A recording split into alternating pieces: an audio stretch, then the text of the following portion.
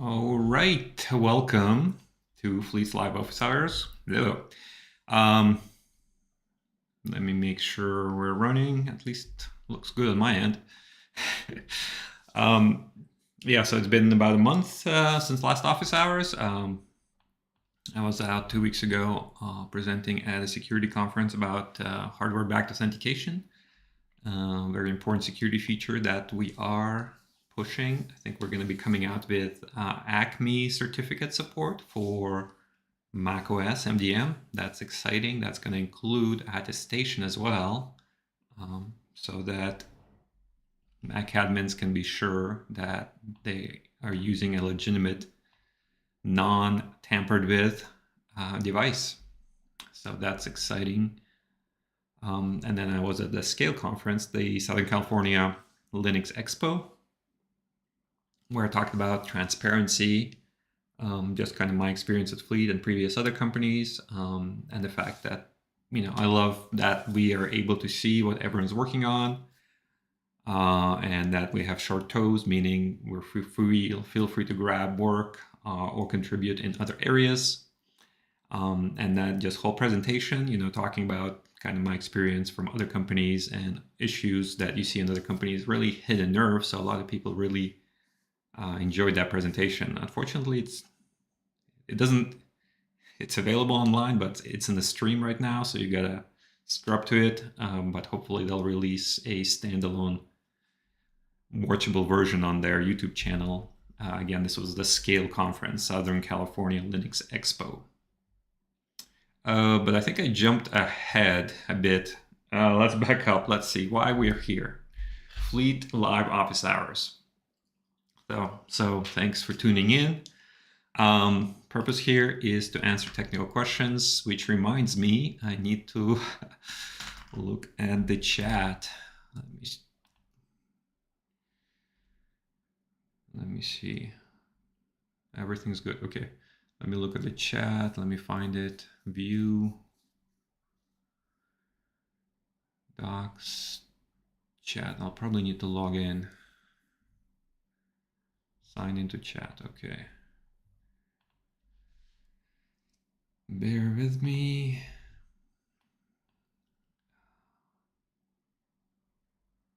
Let me see. I need to sign in, so I'm just signing in right now.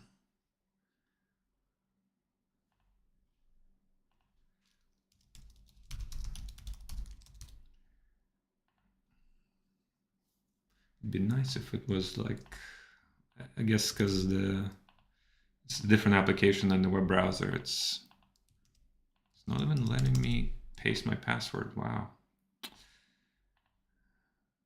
That's a security issue.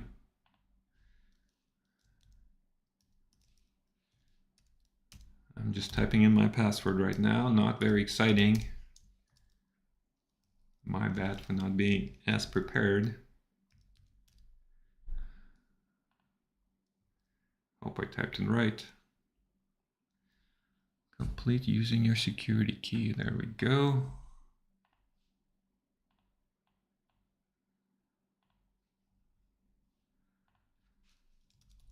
I think I'm in. Typed a message. All right, great. Back to the intro. So, I'm here to answer anything about Fleet, right? I've been here for about 2.5 years at Fleet, so technical questions. I've worked in many areas of the code base, not the whole thing, but many areas. Deployment, configuration, anything you're curious about. And if I don't have the answers, I'll try my best and or try to point you in the right direction. Okay, let's get started. So I do have an agenda. AI for product and dev. Let's talk about that. So we're kind of trying to change our messaging at Fleet. So we're kind of focusing on the use case. Well, not focusing, but highlighting, I would say highlighting the use case that you can use these AI agents and these AI-enabled tools to manage your devices. And in this example over here is we're showing an AI agent, Kylo in this case, that's integrated into Slack, where we can tell it to make sure Firefox is up to date, and it goes again and creates a PR. And why are we using PRs? Well, because we have GitOps. We allow configuring your fleet instance, your device management via GitOps, where you put all the configuration into GitOps, and that way it tracks your changes, your change history, and you get all the great things that come with version control. So an AI agent could create a PR for you, so you don't have to necessarily do that manual research about like what configurations exist and how should they be formatted, etc., etc. And then you can review it, you can manually edit it, and once you review it, and also if a PR is created, you probably have a dry run that runs, right? Make sure everything looks good before you actually apply it to your fleet. Just to summarize it, propose a change, kind of summarizes what I said. Propose a change, peer review, apply across fleet. Does this need to be bigger? There we go. Okay, so yeah, that's the focus, right? We want to make sure that people are aware that that it is easier for, I would say, non-technical users to make a change to your fleet server, to your device management surface, or at the very least propose a change so that a technical person can review it. So that's great. So, so that means internally also we are also experimenting with these tools, right? Internally we are dog fooding this, right? We're using Kyla to try to manage our configuration. And let me just double check, make sure I'm not crazy. If I search, if I look at our commits, can I say, is Kylo here? There we go. Let's see. So you see it regularly. So we are using it actively. And let's just click on one.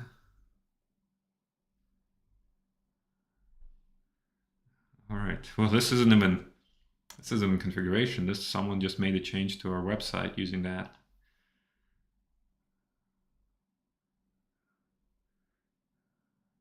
But this is an example. There we go. I think this is a good example. Add Windows Firefox update policy and maintain app. Or maybe that's overkill. Yes, it is. It is. Yeah. IT and security is where it's at. That's where all our configuration is for our internal fleet. So in this case, Mike, our CEO, was using Slack with Kylo to create this PR. Firefox up to date, blah, blah, blah. So, we're not just saying you can do it, we're actually doing it in our own instance that our own machines are running. Yeah, and so let's talk about our development flow, right? So I feel like our development flow is in the process of adopting, AI agents, where engineers are using AI agents for various things. Writing code is an obvious one. Reviewing code is an obvious one. Also writing technical documentation, perhaps. Asking it to search the history of search documentation, searching Git history to understand certain things, how things, evolved, why certain things exist in the code base. And then kind of QA to a certain degree, right? I can ask an AI agent to, let me make myself bigger. I can ask an AI agent to QA a feature. For example, if I'm working on vulnerabilities, there's some false positive. I can ask the agent to spin up a VM in the cloud, wherever, go there, install the fleet agent there and install that problematic software, run the vulnerability scan, and see if that still, either to reproduce the issue to see that yes, truly, as customer said, it does show up as a false positive, and then to validate the fix. So yes, I feel like that's going on. Just kind of the way developers were working is changing. The other thing that's changing, or that's gonna change, I feel like, is our whole kind of process. Where's it documented? Give me a second to see if I can find it. It's in our handbook. Where is that? Handbook. So let's search for FeatureFest. Product groups. Let's see, FeatureFest. Release testing. I think it's a little.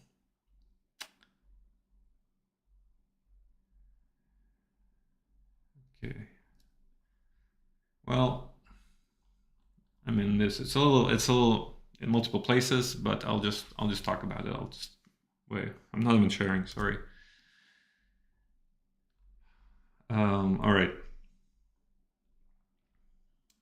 So kind of our whole development flow right now is, if there's a feature, whether it's a customer request for a feature, or it's a feature that we know we need to build just to make sure our product device management is mature, that feature comes to FeatureFest, where we decide kind of what we're going to work on.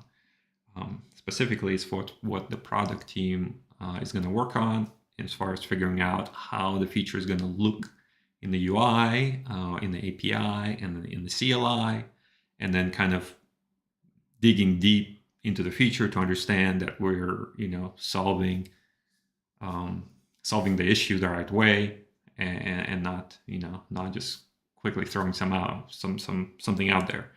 And then after the feature has been designed, it comes in the next sprint and comes to implementation, which I'm a developer, so it comes to the developers to actually implement the feature.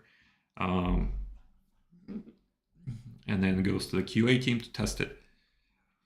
Now I feel like, so there's kind of 3 stages, right? First, kind of product designs it, figures out what it'll look like, then developers implement it, and then it's QA.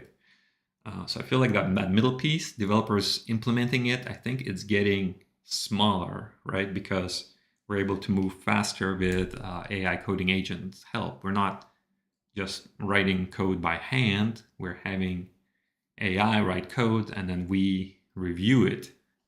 We also have we're also using AI coding agents to review the code as well. AI reviewing your AI, but that's where we are right now. And of course, we're also in development. We're also doing initial manual testing to actually make sure the feature is working as expected. So as that's shrinking, I feel like there's going to be some combination with implementation and product design, because currently I feel like we don't have enough. I mean, I think the product design is still going to be a largely manual effort. Of course, AI agents are helpful with research. AI agents can, generate like API docs and stuff like that. But let's take a look at our roadmap.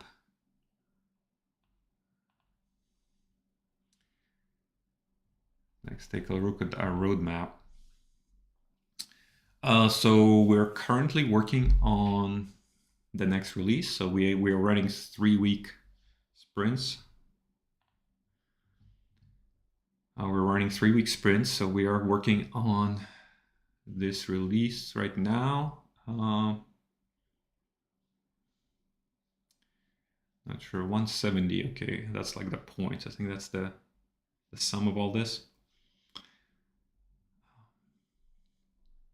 And then the next release, So I guess what I want to say this, why is this happening now? So our focus has actually been this year has been bugs. We've fixed a lot of bugs. I know we fell behind on bugs because we were trying to push out some features that we promised to customers to enable them to migrate to Fleet. So we were overly focused on kind of new features at the end of last year and a little bit at the beginning of this year. But since then, there's been like a large push to work on bugs. And I feel like we're at a point where we're going to be keeping our bugs fairly low. Like if I look at my team's backlog, we currently have like very little, like our backlog is very small right now. And I feel like we're going to be able to keep that pretty small because AI agents are really very helpful for bugs. Because for bugs, the code's already written. So there's not like, usually a bug fix is not a huge amount of changes, right? So the code is already written. So the work there is to reproduce the issue, which hopefully has already been reproduced in some way, either by customers or by customer success. Hopefully we can have the AI agent reproduce it as well to just verify the fix. And then the fix is usually small. And then the AI agent can also verify the fix. So I feel like many bugs are going to be very quick to fix, which means we're going to have more capacity to add new features, making our product more mature, and great stuff like that. So if there's more new features, that means there's more kind of design work to be done. Let me see. And when I talk about design work, I'm talking about this specifically. So we have this feature. This is a pretty small one. In fact, maybe it's a bad example. Right? This is a very small feature, but basically we're saying, okay, how is the user interface supposed to look? Okay, when you open this model, you're supposed to see this banner, and then this is actually wrong. I don't think we should be graying this out, but this is just an example. So doing this kind of work.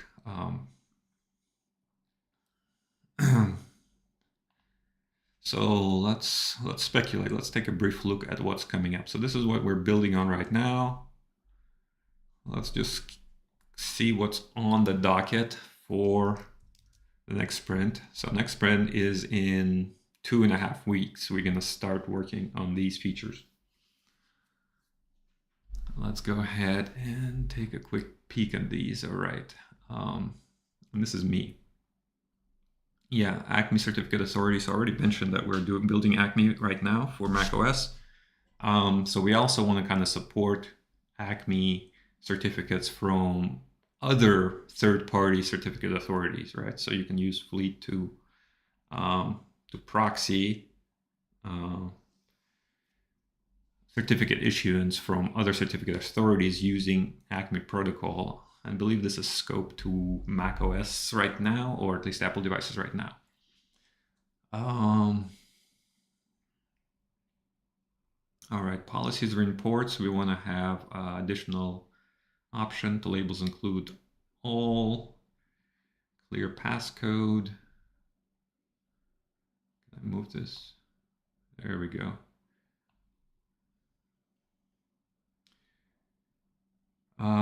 Remove settings when configuration profile is deleted. That's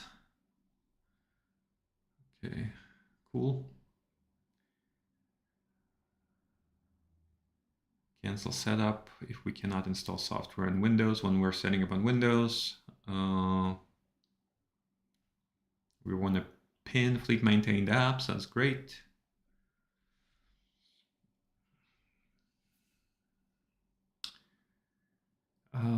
pending disk encryption when MDM is turned off. I mean, this feels like a bug. It says extra small, okay. So we wanna not show pending, feels easy. Set out macOS setup experience, create local admin account, okay. Ease server load by throttling requests. Man, that's a good one. I talked about OSV last time, so we do want to use OSV for Red Hat vulnerabilities. API only user that only have access to customer defined fleet API define it. I feel like this is going to be, right now we have, I think there's been a lot of discussion right now, we have rollback, RBAC, role-based access control. This kind of feeds into more, I forgot the other terminology, but this is a more fine-grained. So you can have an API-only user, and then you have to define which API endpoints it access. Okay, I'm just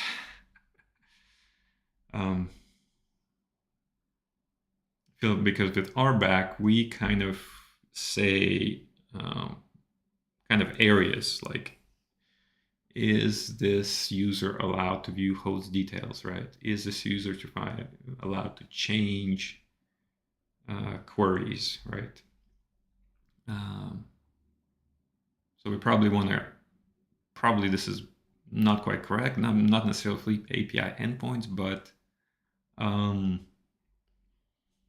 more like the kinds of things that can change.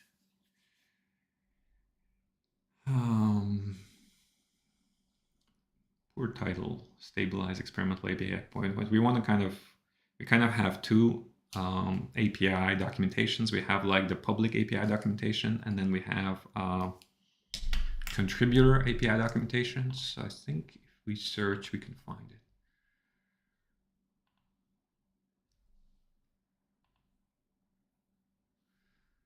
Contributor. Here we go, API for contributors. So we have this separate API surface. So I think we want to kind of combine these API endpoints with, to a certain degree, with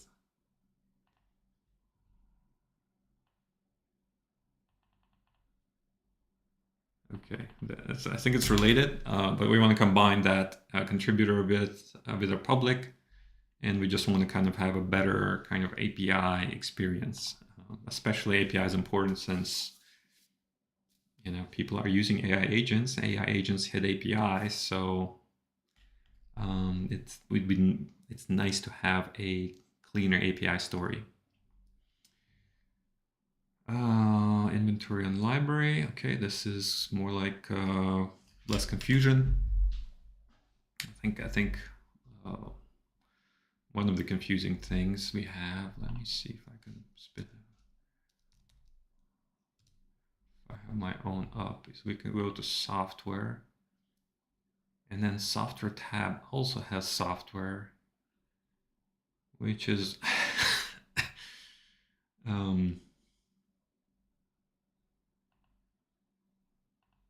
yeah, so I think we want to have maybe a little better naming here. Oops. Simplify OS settings modal, okay. Report and policy pages make SQL editor less prominent. I wonder what's this about. Is there an image? I don't want to report policies equal to benefit for thing. Yeah, so this is kind of along the same lines. Is what we're saying with AI tools is that if you hook in some EIA tools and use GitOps flow, it makes it easier for kind of normal users. So along the same lines, we don't want to kind of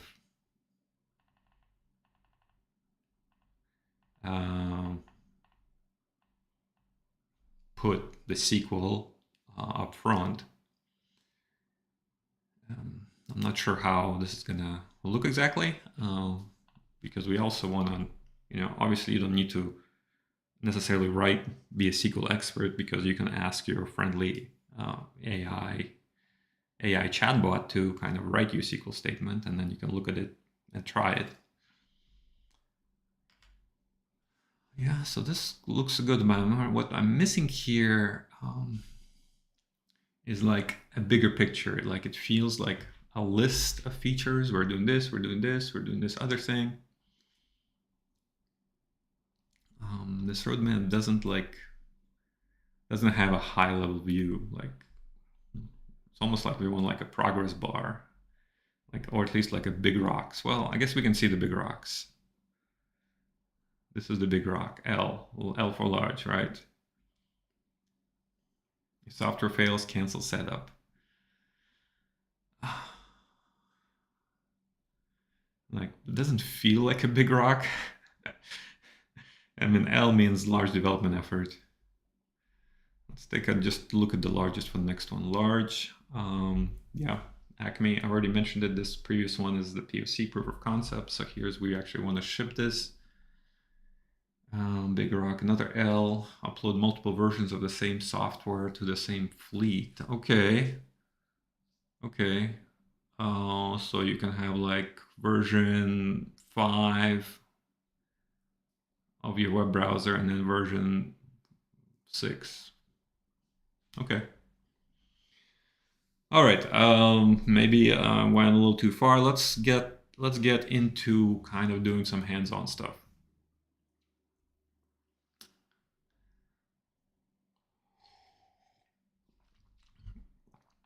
Let me update the text box.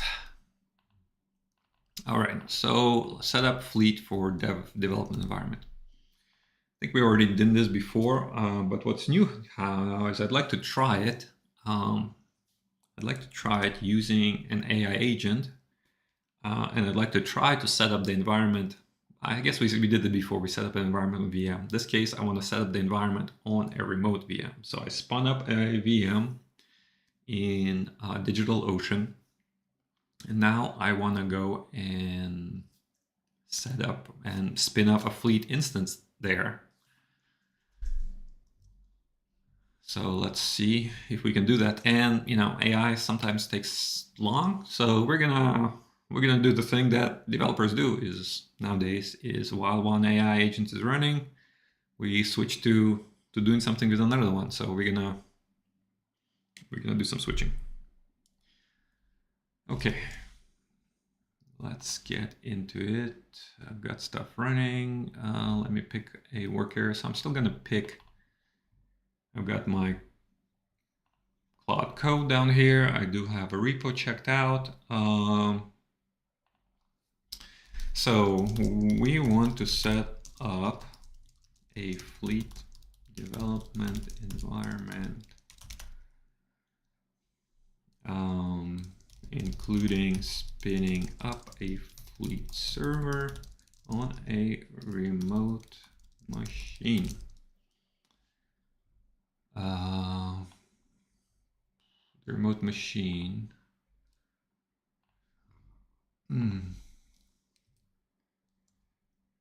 Make a plan and just do it. Please do it one shot.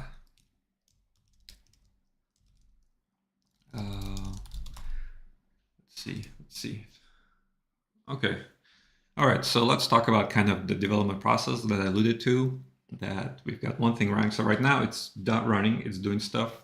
I'm not sure why it's reading stuff. Whatever, let it do its thing. It's running and we don't know how long it's going to take. And occasionally interrupts me, which is a little bit annoying because I don't know like when I'm going to be interrupted.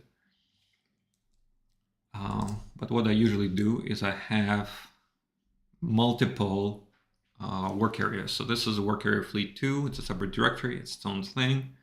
So I've got an AI agent doing stuff in this work area in this directory. So at the same time, I have an agent doing some other stuff. And this is in progress.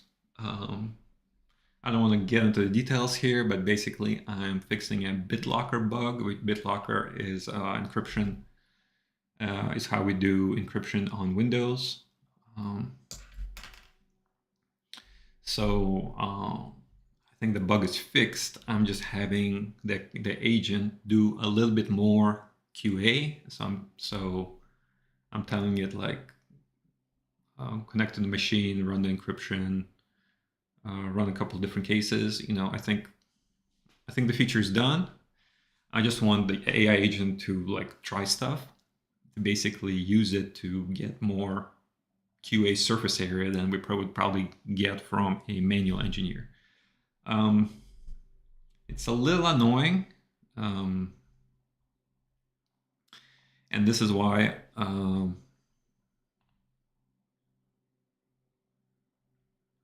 this is fine. Yeah, that's what we want. We have SSH using a key. And then, yeah, it's SSH. Hopefully it's not going to interrupt me. It's doing stuff, see? Okay. Anyway, I'm excited about this. Anyway, back to this. Yeah. Basically, I'm having it do QA, but the thing I'm annoyed by is it's constantly asking me, you know, this. Even if I click yes and don't ask again, it's still going to ask me again. I have basically an Azure environment that doesn't have anything except the one VM that I'm using for this manual testing. But every time it's tried to interact with Azure, it keeps asking me. All right, so we've got 2 AI agents running. This is typical. So let's go ahead and do a third one, right? So let's go ahead and decide what we're going to work on next. I'm going to go to my board. And not very exciting. Go to my board. I kind of organized these. Let's work on this false positive. Is this for macOS or Windows? This is macOS. Cool. Do we need to reproduce this? I'm actually running WebStorm right now.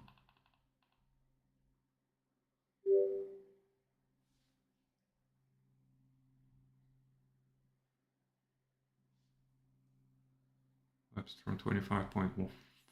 What WebStorm am I? I'm wondering if I'm seeing this 25.33. Okay.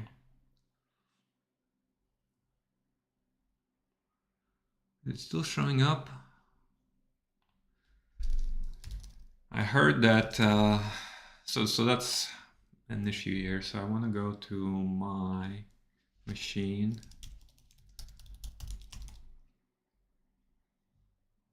I want to search for WebStorm. There's no vulnerabilities. Okay. So I'm not seeing this on my machine. I'm just thinking what the agent is going to do. So I'm kind of taking too long here, because what I want the agent to do is I want it to reproduce this issue.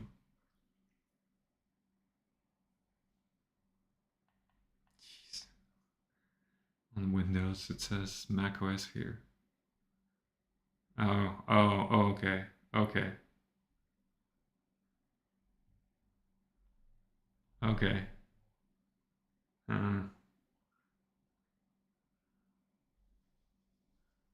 Yeah.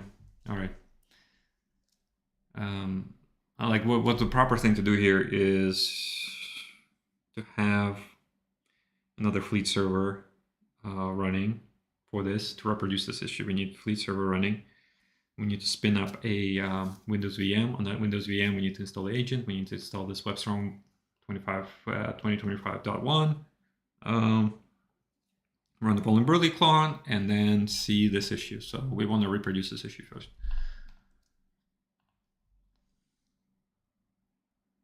But currently I already have a server running for this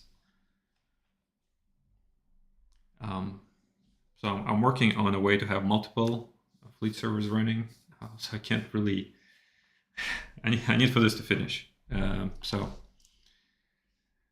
we'll take a look at this shortly, but let's kick this tasks off. So we have fleet 2, fleet 3. This on the latest main. Update project. All right, here's what I do. Here's what I usually do. I have this Claude plans directory, okay. Please analyze and root cause this issue. Put your ideas in Claude plans web storm directory. There we go, and it's doing stuff. It's gonna probably ask me to fetch from GitHub. Back to this one. So what's it trying to do? It's trying to doing git pull. Okay, it's probably gonna need creds, right?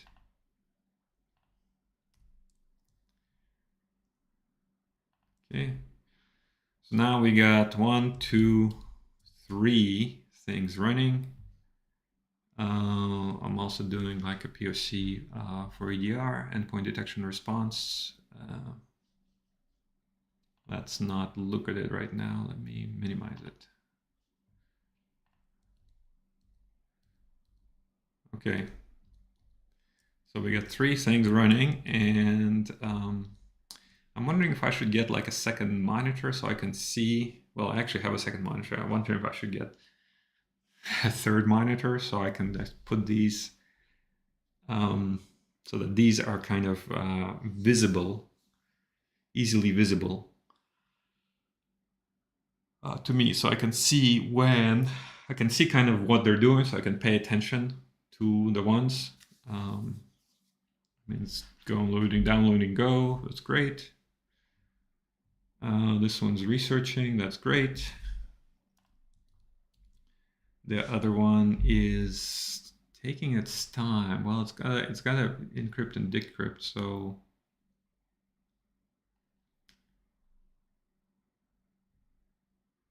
yeah, I was asking it to install SSH. Wasn't able to. Interesting. Wonder if I need to do that manually, maybe. Because right now it can run commands in this VM, but it has to use this Azure VM run command invoke. That takes a lot longer than just SSHing into this Windows machine.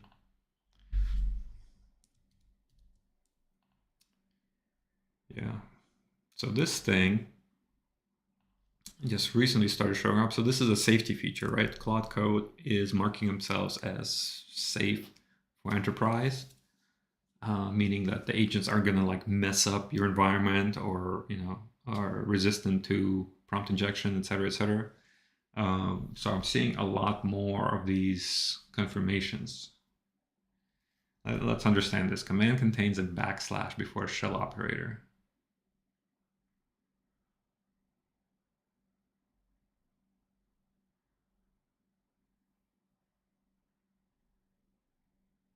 Which can hide command structure. Like, I wonder if this can be rewritten. So this does, I feel like that's the next step. It's like, okay, if this comes up, can it just rewrite this in a way that doesn't have this issue, I don't know. Just complaining. Like, because like answering questions like that all the time makes this experience more annoying than it should be. So part of the reason I want to spin up another development environment is so that I could do QA on like completely independent machine that's separate from my main development environment, and I can run it with fewer guards.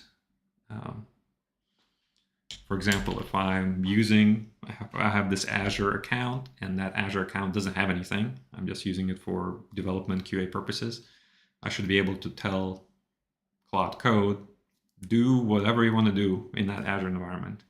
Like, of course, it'll cost me money, but the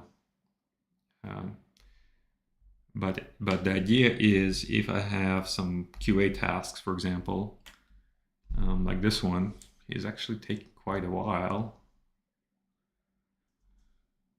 This is CVE, this one. All right, it's like waiting 3 minutes just to make sure, I guess, just to make sure things are progressing, right? You know, we do have like workflows. Sometimes they're in cron job, they take time. So it's not like instantaneous. And I don't know, it's waiting 3 minutes here, it's waiting 2 minutes. Maybe it's going to discover, oh, something doesn't work. I need to figure out what doesn't work. Maybe there's a setting that wasn't set on this VM. Right, so this process can take a while, and it would be great if it could just run these commands without asking me, right? Because then at the end of the day, I could tell Cloud Code, hey, or whenever, this feature was finished. I think it's finished. I think it's good. Go ahead and do like thorough QA, manual QA. I'm really surprised. Like, this has been running for 8 minutes. What I should actually do at this point, right? So I have QA running here. I have this one doing stuff. It's you know, creating another dev environment. Ironically, right? Because I actually need a 4th dev environment right now. Okay, it creates some kind of test that wants to run. That's fine. I'm kind of mostly interested in this right now. I thought, to be honest, okay, let's do something in parallel. So it's got root fleet. Okay, the directory is in root fleet. So let's see if we can spin up an IDE and actually look at that. So we have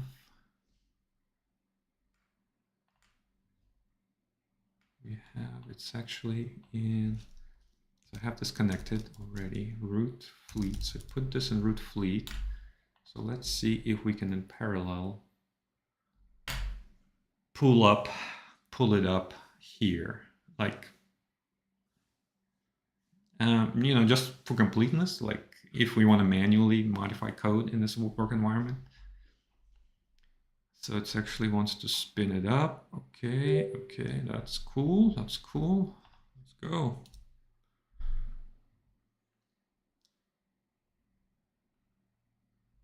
Fleet server is running. Wow. So was this essentially one shot? Did I just, you know, do one shot setup?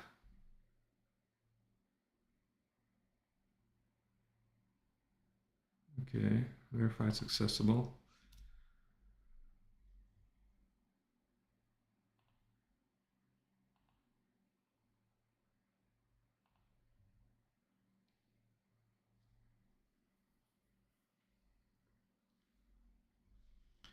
All right, so I've got development work running. Why does it want this keychain? Like, I only have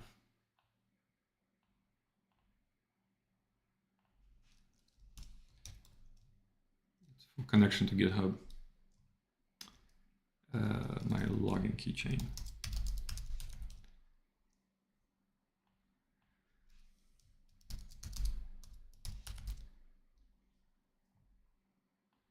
Okay.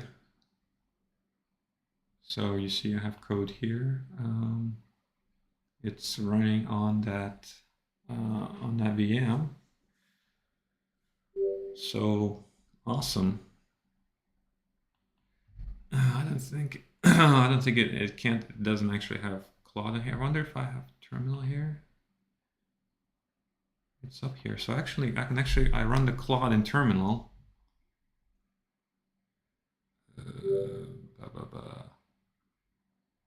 Whatever. There's no Claude, right? I'm just being silly. So I would run the Claude here.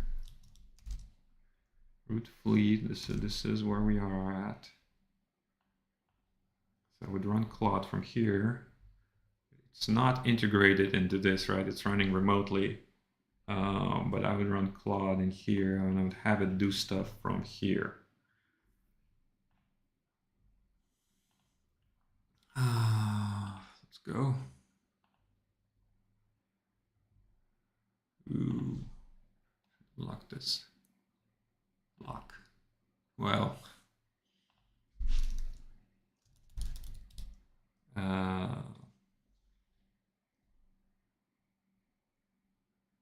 I'm really excited. This is cool.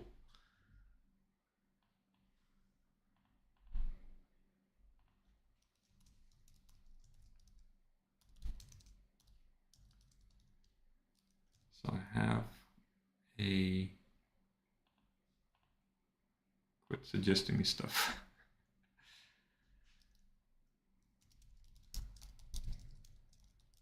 Oops.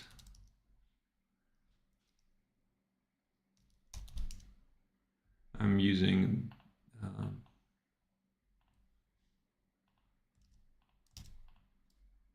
just gonna use this account.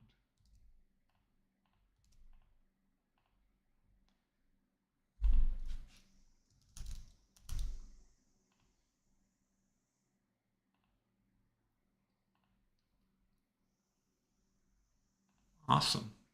So, hey, I've got a fleet server that got stood up on remote VM. Effectively one shot. So wow, I mean, wow. Wow. This, I mean, I haven't done this before, but that is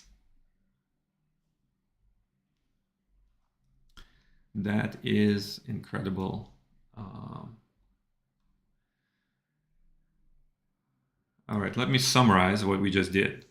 So we opened up Claude Code and we told it we want to set up a fleet development environment, including spinning up a fleet server on a remote machine. So it started working. It looked at the docs. It connected to the remote machine. It installed everything dependencies per our docs. It spun up the Docker instances. It spun up the fleet server. It opened the 8080 port. And it launched it, and then we were able to go into the URL and log in, and bam, and we just told Claude to create a development environment for us, and it did it in one shot. So developing with Fleet is easier than ever.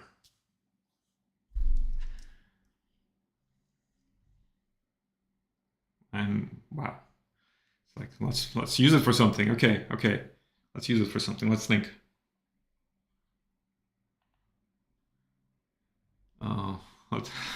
Let's think what we can use this for. Okay, maybe we can use this for this WebStorm stuff. Let me think. What did it say? Root cause.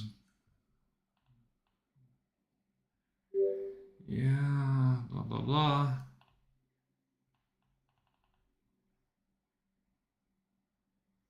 Okay. So basically we need to convert from the Windows build number to the version number that is used by NVD. This is for vulnerability, so we can detect which version is vulnerable.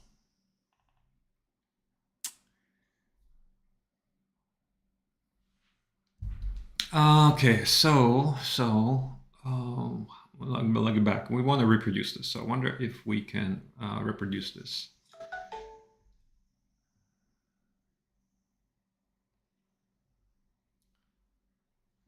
Okay, so how would we do this? Okay, we have Azure.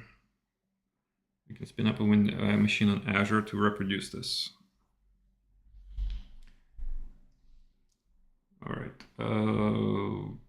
WebStorm, root cause analysis. Okay, there we go. We have this file here, so I wonder if I can copy it. Copy. And we want to go to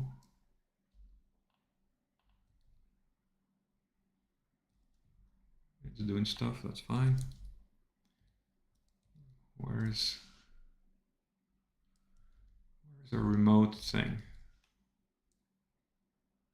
Okay, it's a different thing if it's here. All right, so this is a remote development environment. So we're gonna transfer the work here. So we're gonna go here and we're gonna go, I'm just gonna do what I'm doing now. I have a directory that's called Cloud Plans in there.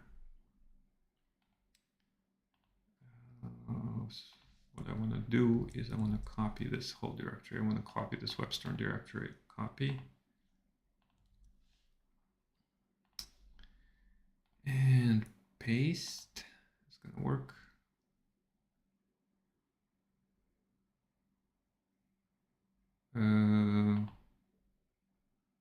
Get it.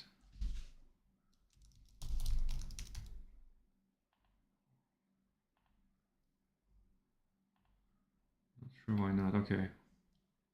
There's I haven't used this remote development environment, so there's issues clearly. Then let's see if I can copy and paste here.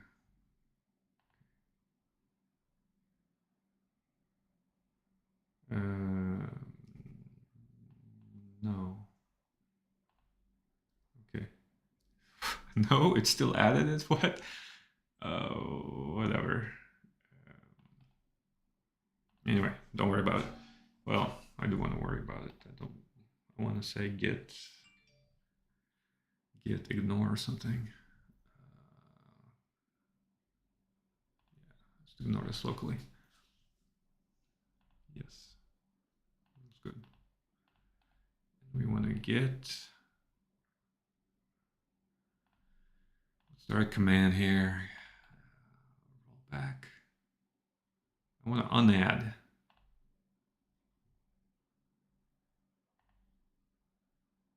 Okay, everything's good. The file's still there, but it's not part of Git.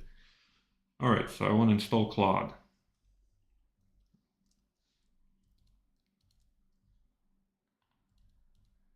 Like I could install it, or I can just, you know, tell this guy, Claude code on that machine. We got 7 minutes. I'm excited. So I'm gonna, what's this about? Okay, wants to use SHQ again.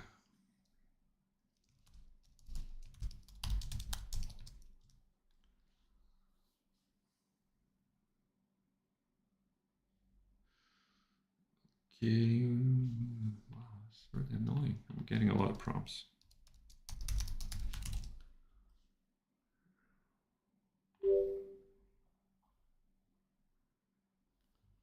What?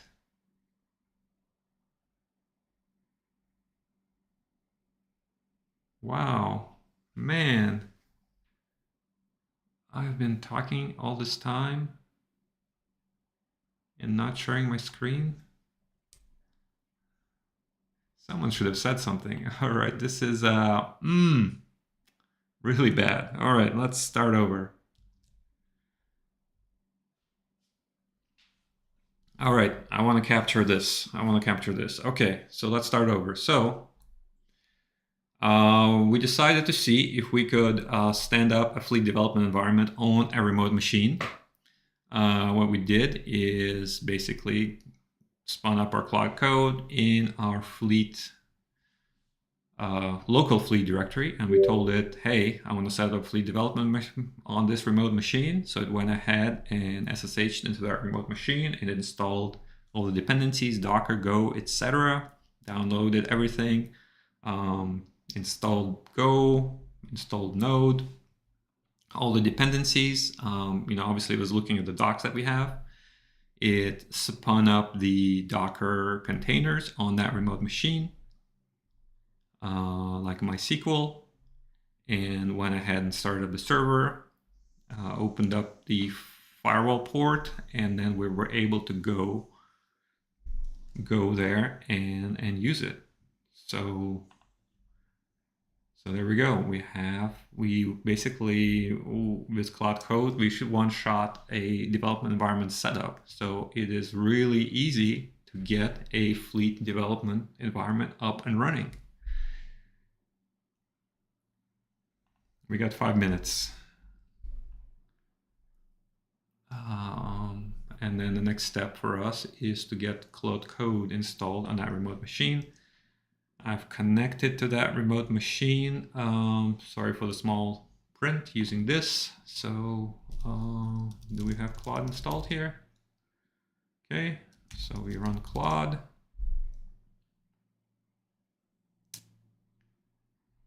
It's asking me to set stuff up. Dark mode.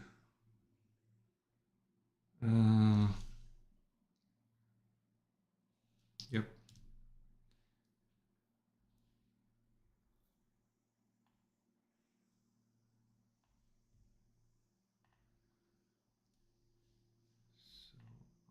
So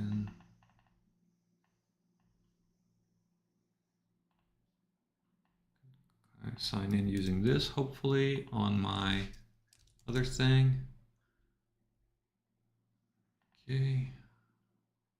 Authorize. Paste this into Cloud Code. Okay.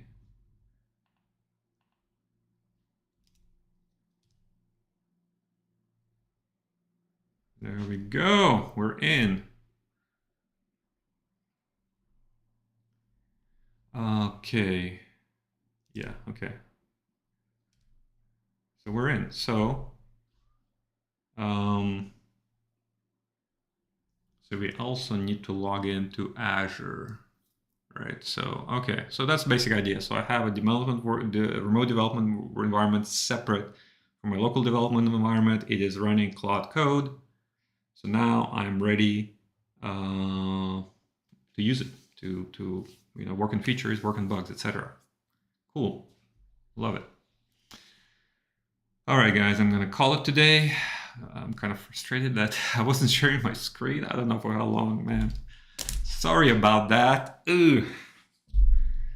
I'll try to be better next time, but I'm really excited about this remote development environment. Man, this is gonna be a game changer. All right. See you guys later.